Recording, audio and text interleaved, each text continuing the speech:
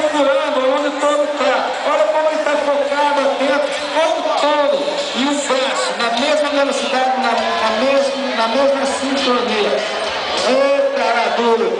Olha que interessante, nota 89 pontos, a avaliação não serve para a etapa, a avaliação é só título de observarmos a montanha. Agora olha que interessante, Elton Cid, gente, ele caiu na noite de ontem, saiu daqui sem dinheiro algum, e hoje, através da PBA, ele consegue colocar no bolso R$3.204. Satisfeito?